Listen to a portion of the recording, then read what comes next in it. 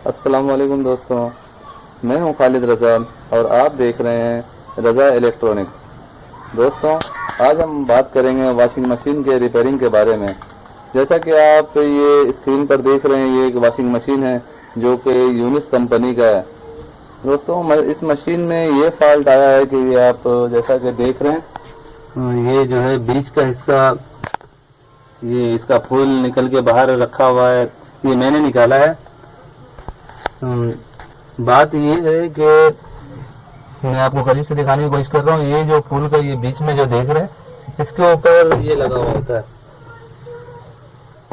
इसके ऊपर ये आप नट देख रहे हैं, ये नट, ये जो बोल्ट है, 2 सूत का बोल्ट है, और ये वाशर ये इस तरह इसके ऊपर लगा हुआ होता है और इस पे ये फिट होता है।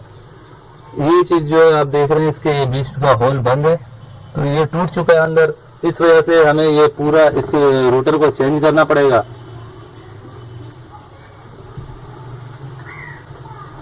ये रोटर चेंज करने के बाद ही दूसरी रोटर लगाएंगे और तब जाकर ये मशीन सेट हो जाएगा बिल्कुल। तो ये वीडियो आप आखिर तक देखेंगे, इस वॉशिंग मशीन की जो है इस फॉल्ट को सही करने का पूरा तरीका आप देख सकें। तो आइए शुरू करते हैं।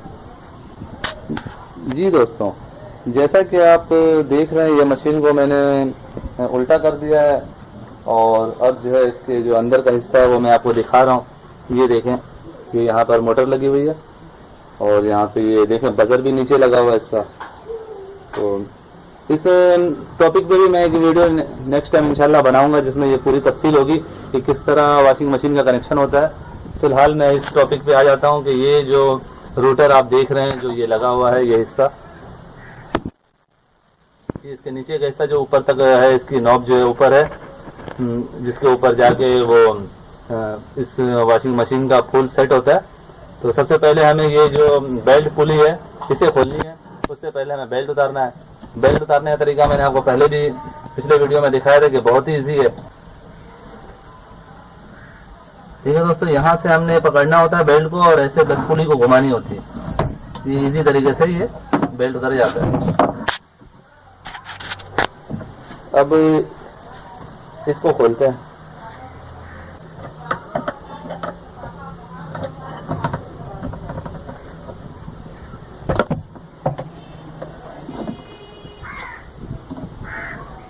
देखिए दोस्तों, ये बेल्ट पुली इसे मैं निकाल दिया हूँ।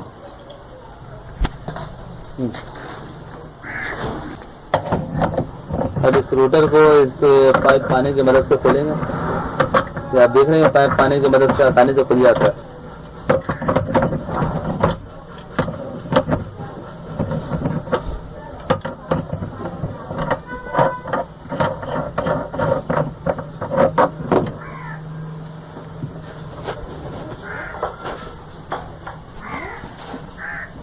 जी दोस्तों, आप जैसा कि देख रहे हैं कि इसके ऊपर का जो चेकनेट था वो हमने खोल दिया है। अब इसको ये देखें, ये काफी जाम है, तो थोड़ी सी इसको चोट मारनी होती है हथौड़ी का और फिर ये इजी तौर पे लूज हो जाता है।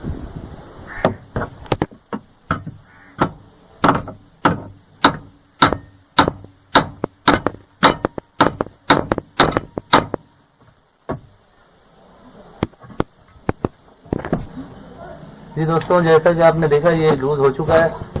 कुछ चोटें हमने इस पे दी हैं हथौड़े की, तो अब ये जो है इसको हम ऐसे धक्का देंगे।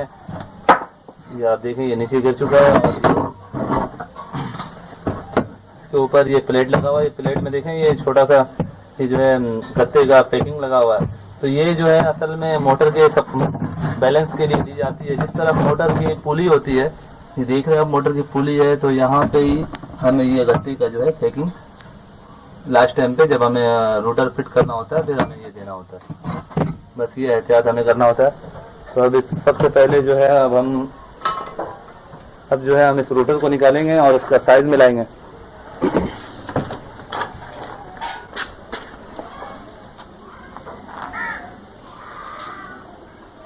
तो आइए दोस्तों, इस रोटर को के साइज के हिसाब से दूसरी रोटर को निकालते हैं। जी दोस्तों, जैसा कि आप देख रहे हैं, ये रोटर का साइज हमने मैच कर लिया है और साइज आप देख सकते हैं बिल्कुल परफेक्ट बराबर है। हमें ये ऊपर की लंबाई का खास ध्यान रखना पड़ता है। ये अगर थोड़ी बहुत 19-20 हो तो फूल तो यहाँ पर आकर रुक जाएगी। हमें सिर्फ ऊपर के हिस्से को देखना पड़ता है। और ये देखें, आपको ये रोटर जो है इससे मामूली सा बड़ा है, वो हमने जानबूझकर रखा है कि ये जो फूल जो है थोड़ा सा ऊपर आ जाए, क्योंकि इसका फूल थोड़ा सा नीचे है। तो आइए इसको फिट करते हैं। जी दोस्तों, अभी हमने सबसे पहले इसके ऊपर बॉन्ड लगाने हैं।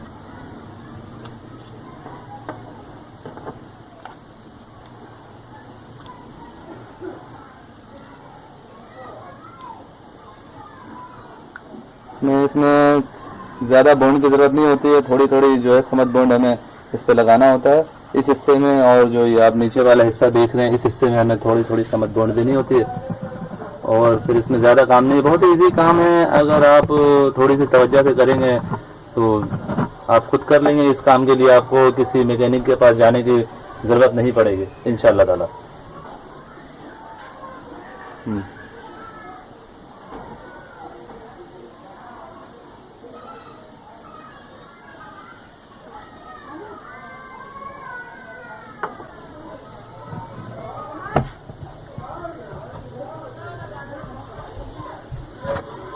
अब इसको हमें मशीन को लेटा के इसके जो है नीचे वाले हिस्से से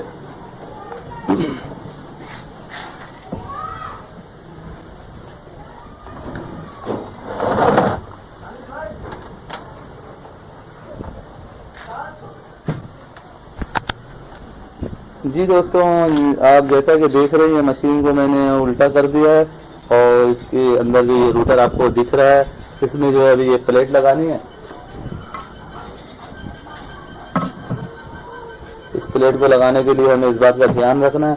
ये देखें, ये जो गत्ते वाला साइड है ये हम मोटर वाली जगह पे रखेंगे। इसका चेकनेट लगाएंगे ऊपर से, बस ये इतना सा काम है। ये देखें, ये इसका चेकनेट है, इसको हमने आराम आराम से लगा देना है।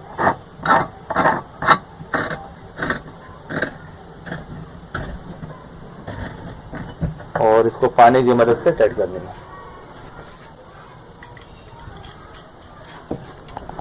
ये आप देख रहे हैं, ये जो पाइप पाना है ये छोटे साइज का पाइप पाना है, तो इसकी मदद से ये जो है ये स्पेशल हमने इस वॉशिंग मशीन के रूटर को चेंज करने के लिए रखा हुआ है, क्योंकि ज्यादा बड़े साइज का पाइप पाना इसके अंदर घूमता नहीं है।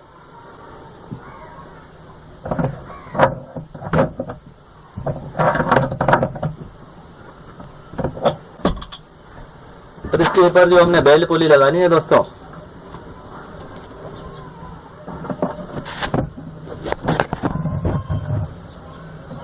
बेल्ट पुली लगाते हुए हमें इस बात का ध्यान रखना होता है कि ये जैसा कि आप देख रहे हैं इसके ऊपर एक कट का निशान बना हुआ होता है। मैं आपको दिखाता हूँ।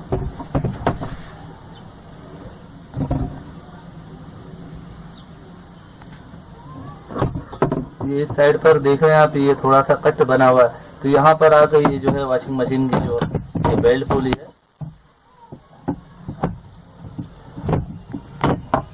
इसके जो बोल्ट है वो इस कट के निशान के ऊपर आकर टाइट होंगे। अगर किसी और जगह पे अगर हम टाइट करेंगे तो वो फिर लूज रह जाएगा।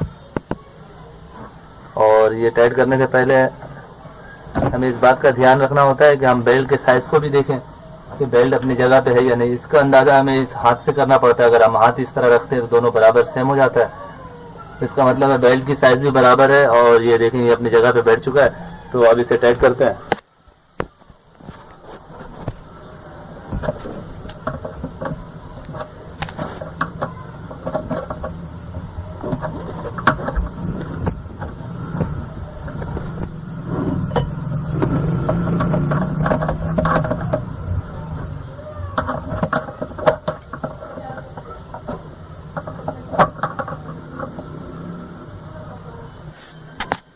जी दोस्तों, ये बेल्ट पुली भी अब रेडी हो चुका है, टाइट वो अच्छी तरह से हो गया है। तो अब इस पे बेल्ट चढ़ाना है सिर्फ हमने।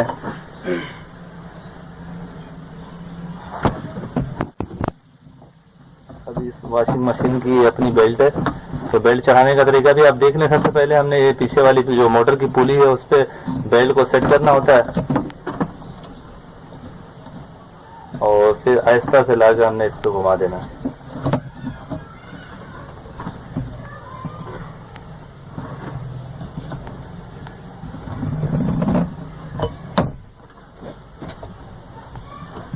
देखिए दोस्तों, ये बेल्ट बहुत ज्यादा टाइट है, थोड़ी सी हमें लूज करनी है बेल्ट को, इतना टाइट बेल्ट चलना सही नहीं है। इससे बाज़ औक़ात मोटर की शाफ्ट भी कट जाती है और ये रोटर में भी फॉल्ट आने की जो मेन वजह है वो बेल्ट है। तो बेल्ट जो है हमें नॉर्मल रखनी चाहिए कि ना ज़्यादा टाइट हो ना ज़्यादा लूज हो। जी दोस्तों, जैसा कि आप देख रहे हैं कि ये जो है मोटर के इस साइड पे बोल्ट लगे हुए हैं। ये देखिए मोटर के साइडों में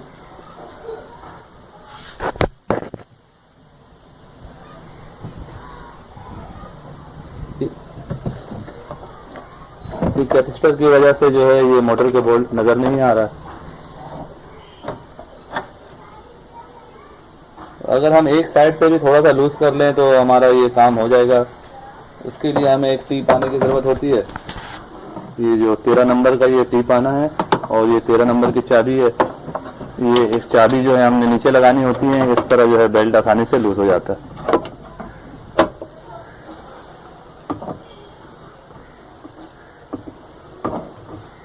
ये हमें हल्का सा लूज करना होता है। मोटर खुद से ही सिरक जाती है क्योंकि पहले से ही बेल्ट काफ़ी टाइट है।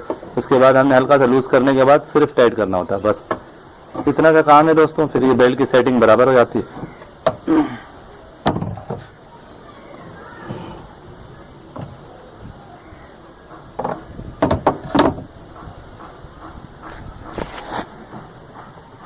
ये दोस्तों आप देखें ये बेल्ट थोड़ा लूज हो चुका है। अब मज़ीद इसमें कोई काम की करने की ज़रूरत नहीं है। अब इस मशीन को सीधा कर लेते हैं और इसके ऊपर जो फूल है जो वॉशिंग मशीन का वो लगा देते हैं।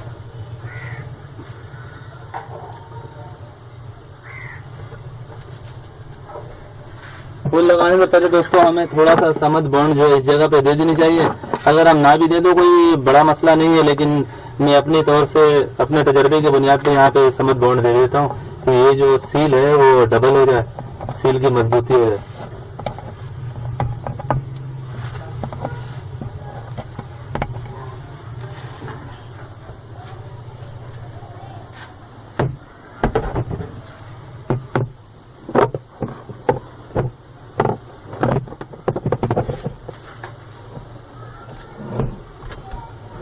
इसके ऊपर रखने से ही अपनी जगह पे हल्का हल्का हाथ से घुमाते हुए खुद अपनी जगह पे जाके इसके जो ये हैं वो बैठ जाते हैं।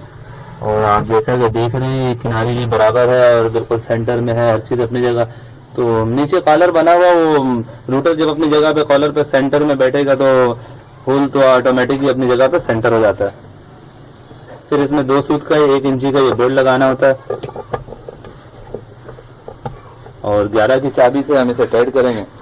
तो 11 की चाबी डायरेक्ट इसमें नहीं लगेगी दोस्तों, इस वजह से हमें 11 का टी इसमें लगाना होता है।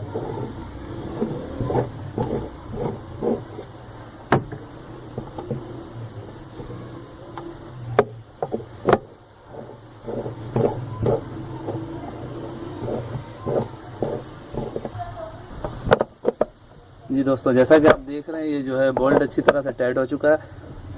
हम इसको तसल्ली से चेक कर रहे हैं कि बोल्ट सही से टाइट हो जाए।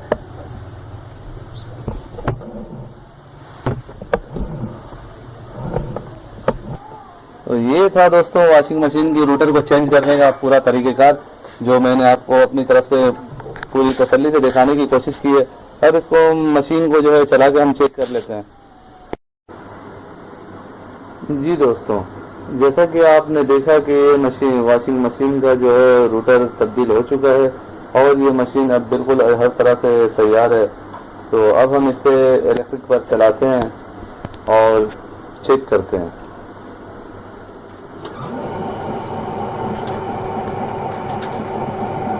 जी दोस्तों, देखें जैसा कि ये मशीन चल रही है और इसे मैं रोकने की कोशिश करता हूँ। इसका लोड भी सही है और इसकी जो है स्पीड वगैरह तकरीबन सब सही बता रही है। इसे ऑफ कर देते हैं।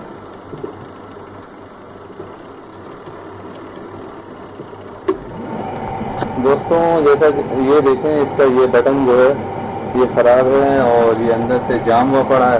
इसके बंद करने के लिए हमें ये बटन इस्तेमाल करनी होती है। तो तो ये बटन नहीं घूम रहे, इसकी वजह से ये बंद नहीं हो रही मशीन। अब या तो मशीन हम जो है पीछे स्विच से बंद करेंगे, या फिर यहाँ टाइमर को इस तरह घुमाने पर भी ये मशीन बंद हो जाती है। दोस्तों यहाँ पर मैं आपको ये बात बता दूं कि ये टाइमर को इस तरह उल्टा नहीं घुमाना चाहिए। अगर हमने इसको इस तरह से घुमा दिया तो वापस हमने ऐसे नहीं करना है। बंद करने के लिए हम ये स्विच को इस्तेमाल करेंगे। अगर इस स्विच को हम इस तरह उल्टा घुमाते हैं तो इससे टाइमर के अंदर की जो है वो स्प्रिंग टूट जाती है। इसकी सूरत में टाइमर काम करना बंद कर देता है और हमें दूसरी टाइमर लगानी होती है।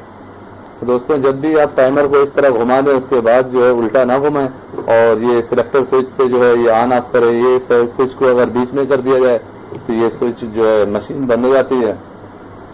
ये सिलेक्टर स्विच को कैसे तब्दील किया जाता है, इसका क्या तरीक़ेकार है, इंशाअल्लाह ताला नेक्स्ट वीडियो में हम इस पर भी डिस्कस करेंगे। उम्मीद करता हूँ दोस्तों आपको ये वीडियो अच्छी लगी होगी। अगर अच्छी लगी है तो इसे लाइक कर दें और दोस्तों को भी शेयर करें कि उन्हें भी फ़ायदा हो। ऐसे ही मालूमाती वीडियो के साथ फिर मुलाकात करेंगे। तब तक के लिए अल्लाह हाफिज़।